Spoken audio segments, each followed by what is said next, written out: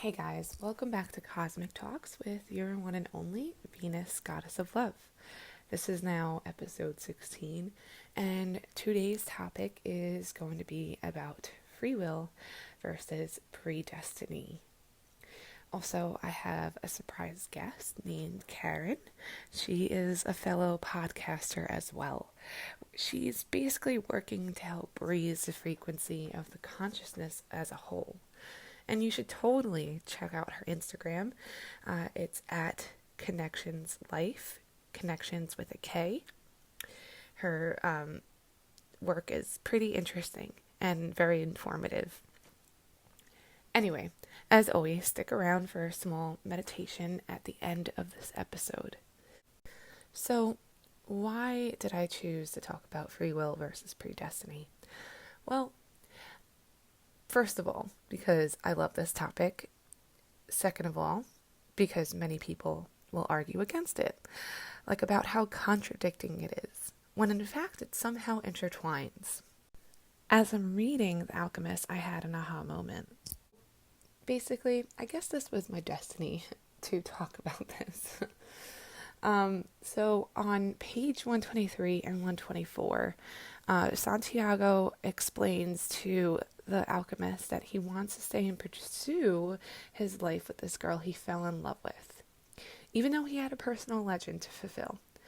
But he was ready to give it up for love.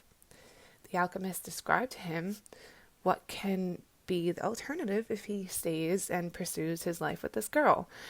But he will always be haunted by his almonds and his unfulfilled personal legend. When the alchemist describes this, it's kind of relatable because each of us have a personal legend. But then at one point in our life, something stops us from pursuing it. It could be anything between loving a significant other, losing focus on your dream, finance, stability, doubt, fear, or anything rather. This instant stops someone from fulfilling their destiny. Even though there are almonds that show you that you must pursue your personal legend. But of course, we have free will. So you're probably wondering, if we have free will, why can our predestiny still go on? Like, what if the significant other was part of our predestiny? Well, in the book, it describes a specific matter to the T. The alchemist told the boy, don't think about what you left behind. Everything is written in the soul of the world, and there it will stay forever. Men, I'm going to put in parentheses, or women too, parentheses, dream more about coming home than about leaving. If what one finds is made of pure matter, it will never spoil. And one can always come back. If what you had found was only a moment of light, like explosions of a star, you would find nothing in your return. To me, this basically states that although you're with your significant other, or this relationship you have shouldn't stop you from continuing on with your destiny. Your partner should be in full support with whatever you're destined to do. In fact, in any relationship, if you're whole as an individual and they are whole as an individual, they are just another human being that is just a bonus to your completeness. Anyway, aside from relationships, whatever keeps you from completing your destiny is now your choice, aka your free will. You don't have to fulfill your destiny. No one is forcing you to do so. However, if you do not fulfill your destiny, will you think about it from time to time? Sit with yourself and think about it. Weigh out the pros and the cons. And just remember that you have the free will and the choice to go forth with that. And if you need influence, I suggest reading the book, The Alchemist. It will give you great insight in life. Anyway, let me open up the floor to my friend Karen now. Hey Karen, so I chose you to talk about this topic because after listening to your videos on Instagram, I felt like this would interest you. Well, thanks for having me. It's definitely a fun topic. I think that most people at some point in their life has asked themselves, what is my purpose here? And how do I know if I'm on the right track? How do I know I'm doing the right thing? And when it comes to free will versus destiny, I mean, we're kind of set up to choose just one, as if the two don't coexist. But whatever you believe, it's always makes for a good conversation because the idea that we were put here to do something, it makes us question ourselves. It, makes us think, am I in control of this life or does some other force have it all planned out for me? I think we all have an innate desire to accomplish something, but we don't necessarily spend a lot of time defining what that is or seeking out the roads that would get us there, that place of purpose or destiny. That last sentence is really powerful, and that should be louder for the ones in the back. uh, I am glad we are on the same page about this. When we don't spend the time to find our purpose, or rather listen to that inner voice, we lose track of our destiny. It could be a number of things like, oh, I want to be an artist, but it doesn't pay the bills. And of course, well, in this world, we tend to turn over to what's financially secure for us, right? Rather than what our soul is crying for. However, we have the free will to decide what we want to do in our lives, but it takes us away from our true purpose, or rather destiny. Who's to say that in the long run you're destined to be a multimillionaire kind of artist, you know? You don't know that. And sure, it takes time, but persistence, faith, and the journey is part of the soul journey. Anyway, I want to ask you, what do you think about the counter argument of, if life was part of predestiny or destiny, then why are people getting killed in a car accident, for example, or going to war, etc.? Yeah. So, in other words, why would anyone be destined for death or suffering, right? Is that what you'd say they're asking? Well, first, let's establish the difference between death and suffering. Now, death is loss of life, and suffering is to undergo pain and distress. Now, can one suffer as they're approaching death? Yes, but they're two different things. And that being said, we're all destined for death. I mean, nobody's living forever. Do you know anybody that is? I mean, I don't. And I'm not making light of any tragedy, but if one were to lose their life, and of course nobody wants to die, it's not them who typically suffers, it's those they leave behind. So death does not equal suffering. It's actually a part of life. And it's actually our greatest motivator in wanting to accomplish something with our lives. Suffering is something that we endure or overcome. And I would say that falls under the category of adversity because when we're put under stress, any kind, emotional, physical, we have an opportunity to overcome. And we learn from our adversities in life, don't we? We grow from overcoming our challenges. So, suffering can actually lead us to evolving into our higher selves if we allow it to. Touche. I completely agree. Suffering is our greatest lesson of them all. We either continue to suffer or we choose a different course of direction, like evolving. However, one must understand that each choice that you make changes your course of direction. Also, going to war in itself is a decision made by the leader of that specific country.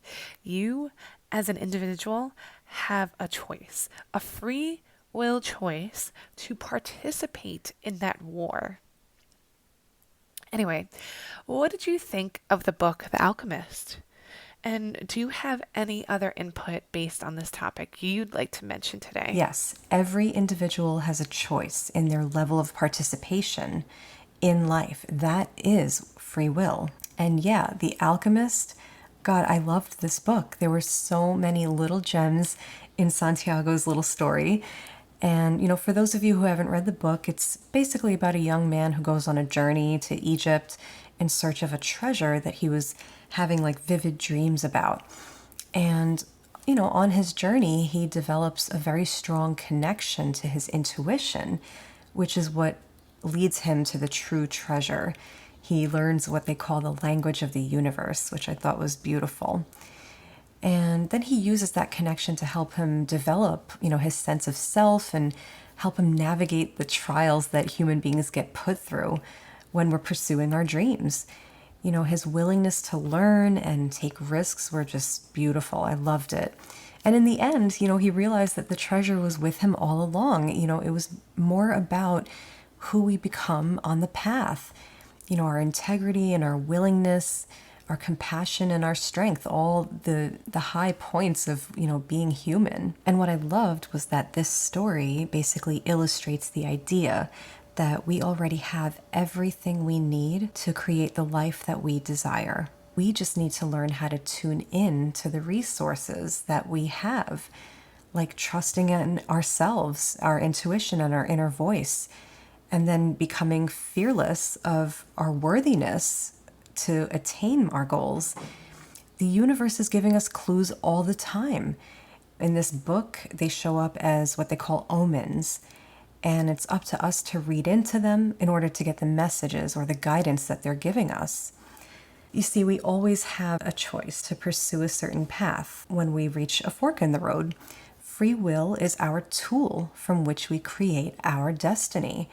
We all have a unique purpose to fulfill. Think about it. How could it be possible, that billions of people are meant to do the exact same thing? Go to school, learn the same things, choose from a small pool of career paths, and, have a family, a white picket fence. That is not what everyone is meant to do. And I think a lot of us struggle with straying from that norm that has been created. Yes, we tend to follow the conditioned footsteps of the cycle of life, such as conformity. However, not everyone is made to conform, but most would rather conform because of the what ifs and the it's too late, I'm old kind of story starts to happen.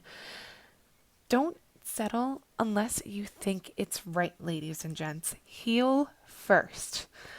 Also, be aware of these omens, even though at times there is people that belittle each other over these omens because they're creating this whole like scenario of you are crazy, because we are so stuck on this idea of how no one can tell the future or that life is just simple, when in fact we are all capable of just tuning in and knowing what is right and what isn't by listening to our intuition, guidance, and omens that are laid out in front of us. We choose to either turn a blind eye or to listen, aka free will. How about we all normalize listening to our inner guidance? Anyway, Karen, is there anything else you'd like to say before we wrap this up? Absolutely. I agree 100%. Normalizing a connection with our intuition is so vital. It's a connection that we're all born with, but most of us have been conditioned out of using. Most modern societies don't teach their children to develop their intuition or how to read the signs. We're born and then we're put on this track by our parents and our teachers and social influence. A lot of us don't really get a chance to develop our individuality, but rather we take on these suggested identities. And that's why books like these are so necessary. We need to be reminded that our hearts are our guides. We first need to make the connection to our heart and stay tuned in to our true passions and beliefs. And that is one of the biggest challenges of our time. If we don't make that connection, we end up putting all of our creative energy into the identity that we've subscribed to. And that brings a lot of pain to us in the long run because it's not who we really are. It's up to each person to pursue their truth, and that takes courage.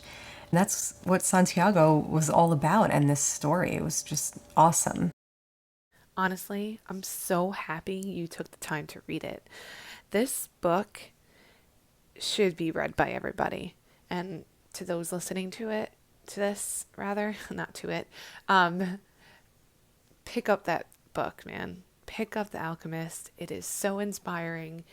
Santiago will touch your heart, and not only your heart, but many hearts in the near future, regardless of how society can be in the near future, which I don't even want to think about. But let's hope these books exist in the future. So, yeah, I believe we all are artists, just like you stated, that we rather take on suggested identities than follow our true passions. Or even if we do take on the suggested identities, we still maybe take on the hobby of what we are very passionate about, but we don't put our full focus on it because now our focus is on our suggested identities, right? But, I guess to find a balance between your suggested identity and your passion, maybe you'll reach far along throughout that road. There's always a possibility in that. But there are some people who completely throw away their passion because, things tend to add on onto the list of your life, right? But yeah, again, I'm going to say it again. I believe we all are artists, and you should totally continuously express yourself. And even if you don't reach the level of success that you expected from your art, somewhere along your timeline, through your work of art that you've expressed, you allowed your vulnerability to open up to complete strangers. And that in itself is a success because you possibly even moved them or maybe have done something that has impacted them internally. Overall, anything that we choose to do in life and those we come across in our journey, there is a reason to it. Like right now, there is a reason to me creating this, right? There is a reason that maybe you are listening to this. There's a reason to everything. So I'm just going to close the Pandora box with that last sentence. Anyway, if you'd like to hear more from Karen, check out her Instagram at Connections Life with a K. Now, let's end this off with a meditation, shall we? Let's find a quiet, peaceful place. It can be anywhere. It could be outside. It could be in your room, your living room, anywhere that allows you to come to complete silence and to be fully present. And when you find that spot, take a seat in any seated position. And then slowly and gently close your eyes and take a big breath in. Then gently open up your mouth and exhale out your air. One more time, breathe in. Open your mouth and exhale it out.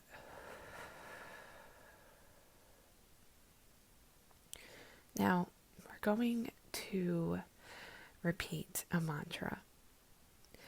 Inhale with me. I align myself with the possibilities. And then as you exhale, I am meant to live a life full of passion, purpose, magic, and miracles. So we're going to repeat that again. Inhale. I align myself with the possibilities. Exhale. I am meant to live a life full of passion, purpose, magic, and miracles. Inhale. I align myself with the possibilities. Exhale. I am meant to live a life full of passion, purpose, magic, and miracles. Inhale. I align myself with the possibilities. Exhale. I am meant to live a life full of passion, purpose, magic, and miracles. Inhale. I align myself with the possibilities. Exhale. I am meant to live a life full of passion, purpose, magic, and miracles. Inhale, I align myself with the possibilities. Exhale, I am meant to live a life full of passion, purpose, magic, and miracles. Inhale, I align myself with the possibilities. Exhale, I am meant to live a life full of passion, purpose, magic, and miracles. Now let's inhale. And then let's exhale.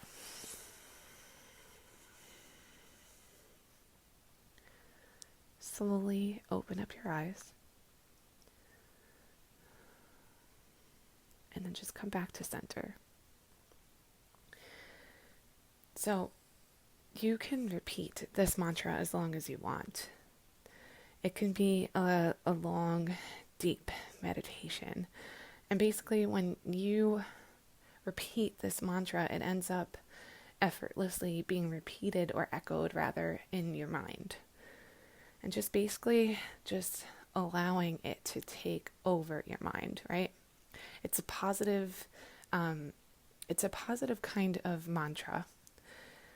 And this basically allows the positive thought patterns to continue in your waking day life.